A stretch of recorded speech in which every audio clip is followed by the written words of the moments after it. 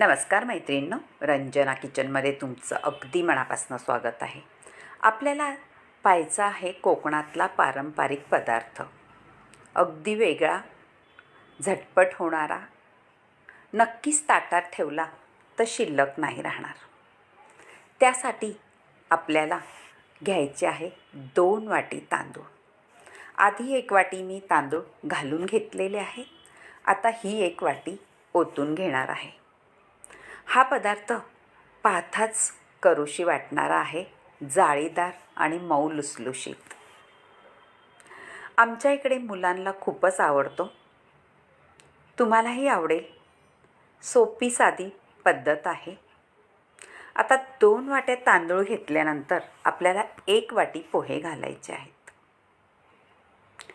1 वाटी पोहे घातल्यानंतर त्यामध्ये आपल्याला घालायचे आहे पाव चमचा मेथीचे दाणे. मेथीचे दाणे घातल्यानंतर बडीशेपही घालायची आहे. आणि हे तांदूळ आपले रेशनिंगचे असल्यामुळे छान त्याला धुवून घ्यायचे आहेत 2-3 पाण्याने.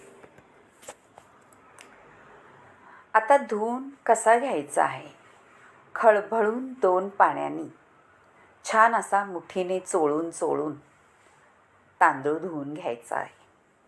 कारण रेशनिंगचे तांदळामध्ये थोडी पावडर असते, ती सगळी धुवून काढून टाकायची आहे. त्यामुळे आपल्याला 2 पाण्याने धुवून घ्यायचं आहे व्यवस्थित. आता आपण तांदूळ धुवून झालेले आहे, त्यामध्ये घातलेले आहे आपण पोहे, मेथी दाणे आणि बडीशेप. आता तांदूळ बुडेल त्याच्यावरती 1 बोट एवढं पाणी येईल इतकं ठेवून आपल्याला भिजत ठेवायचं आहे 3 तास. जास्त भिजवायची गरज नाही. 3 तासाने आपल्याला पाहायचं आहे.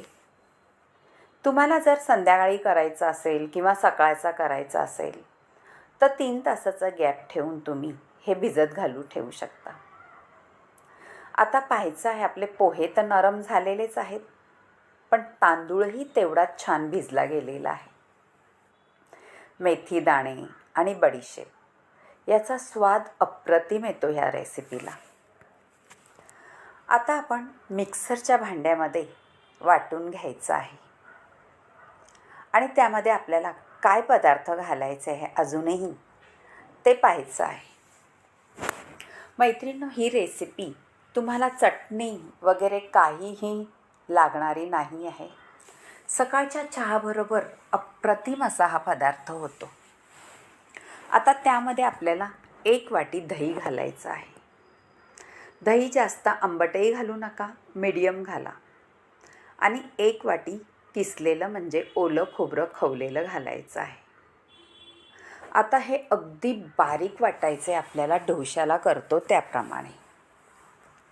आपलं इनो न सोडा वापरता हा पदार्थ करायचा आहे. आता पीठ पहा छान बारीक वाटून झालेलं आहे. आता आपण पुढची कृती करू. आता सगळं पीठ आपण वाटून घेतलेलं आहे. ते छान आपल्याला मिक्स करून घ्यायचं आहे व्यवस्थित, म्हणजे सगळ्या पिठामध्ये आपण जे जिन्नस घातलेले आहे ते मिक्स होतील व्यवस्थित.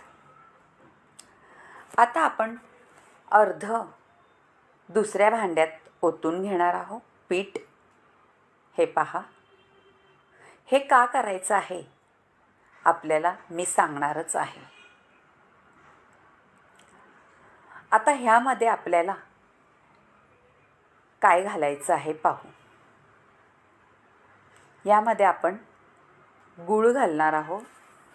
त्याआधी थोडंसं चिमूटभर मीठ घालायचं आहे. दोन्ही बॅटरमध्ये मीठ घालून घ्यायचं आहे थोडं थोडं. आता मीठ घातल्यानंतर टोपातलं बॅटर बाजूला ठेवायचं आहे. आणि ह्यामध्ये आपण घालणार आहोत गूळ चवीनुसार. तुम्ही जसं गोड खाता त्या अंदाजाने घाला. मी अर्धी वाटी घातलेलं आहे. तुम्हाला जर अजून गोड हवं असेल तर घालू शकता. आता गूळ पूर्ण वितळून घ्यायचा आहे आपल्या पिठामध्ये व्यवस्थित. थोडीशी चिमूटभर हळदही घालायची आहे, म्हणजे ह्या रेसिपीला कलर एकदम अप्रतिम येतो. असा कलर वाटतो का तुम्ही वेगळाच काहीतरी पदार्थ बनवलेला आहे. पाहताच क्षणी मुलांना मोह आवरणार नाही. गरमागरम मुलाबाळांना खाऊ घाला. अगदी छान होणार आहे हा पदार्थ. नक्कीच करून पहा आणि रंजना किचनला लाईक करा, शेअर करा, कमेंट करायला विसरू नका आणि सबस्क्राईब करा. आता गूळ आपला छान वितळला आहे. आपल्याला आता एक पॅन ठेवायचा आहे आणि त्यावरती थोडंसं तूप घालायचं आहे, अर्धा चमचा.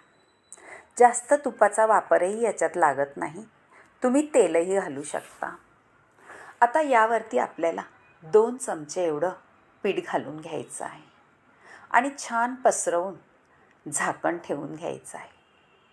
झाकण ठेवल्यानंतर आपल्या पिठाला छान जाळी पडते आणि शिजलंही जातं वरती.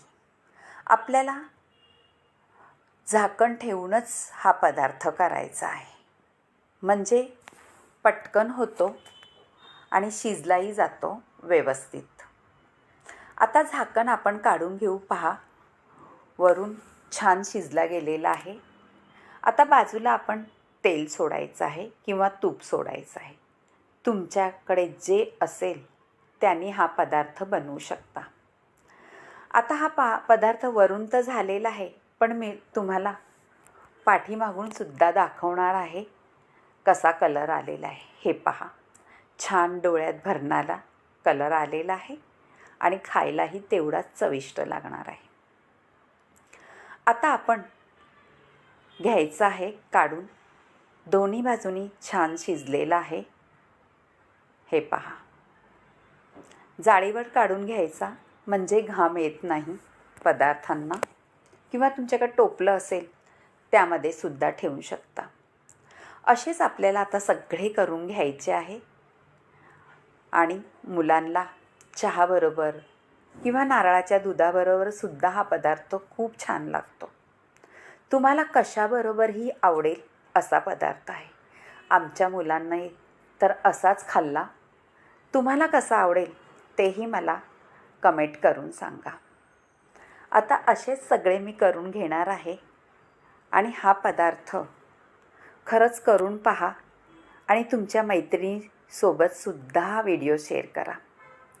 त्यांनाही आवडेल इतका मस्त पदार्थ होतो. आता करून झालेलं आहे सगळे आणि वाढूनही घेणार आहे मुलांसाठी. मुलं तर दम काढत नाही आहे, कधीपासनं मागे लागले आहेत मला द्या म्हणून. पण व्हिडिओ दाखवायचा असल्यामुळे आपल्याला थोडा वेळ त्यांना थांबवावंच लागतं. असे छान जाळीदार पदार्थ कोणाला नाही आवडणार. तुम्हालाही आवडला ना, तर कमेंटमध्ये जरूर सांगा कसा वाटला हा कोकणातला पारंपरिक पदार्थ. अगदी डोळ्यात भरणारा आणि चवीला अप्रतिम. अशाच नवनवीन जर तुम्हाला रेसिपी पाहिजे असतील तर रंजना किचनला नक्कीच सबस्क्राईब करा आणि तुम्हाला कमेंट करूनही सांगायला लागेल तुम्हाला माझे पदार्थ कसे वाटतात. झालेले आहेत, करून पहा. छान जाळीदार मऊ लुसलुशीत पदार्थ नक्की करून पहा. आणि परत एकदा सांगते, आवडलं तर घरचं चॅनल असल्यासारखं मला कमेंट करा. याच्यात काही फरक करायचा असलाही तोही सांगा.